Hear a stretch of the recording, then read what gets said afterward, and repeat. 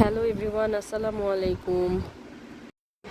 আমাদের মাঝে মাঝে ভর্তা খেতে খুব ইচ্ছা করে, মানে মাই ডিয়ার হাব্বির কথা বলতেছি আর কি।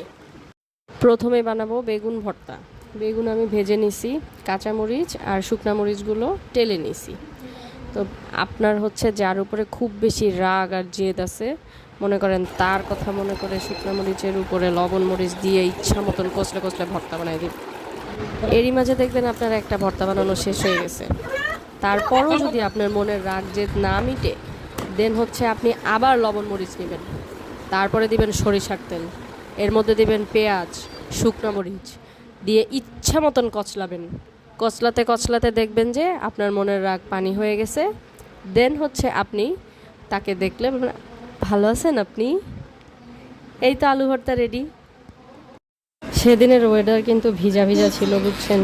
সেই আনন্দে খিচুড়ি, ডিম ভাজি, ধনিয়া পাতা ভর্তা, বেগুন ভর্তা, আলু ভর্তা। মুখে দিতে না দিতেই ব্যাড রিভিউ দিতেছো না? হ্যাঁ, না না, ভালো মজা হচ্ছে, মজা হচ্ছে। দিনটা অনেক মজা হচ্ছে। আলু ভর্তা, ধনিয়া পাতা শাক। বেগুন ভর্তা, শাক। কলকাতার এরা ধনিয়া পাতা শাক খায় জানো?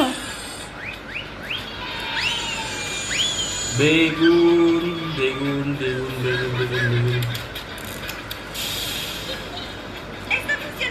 মজা হচ্ছে, মজা হচ্ছে। ঝাল ঝাল। আচ্ছা, পানি খাও।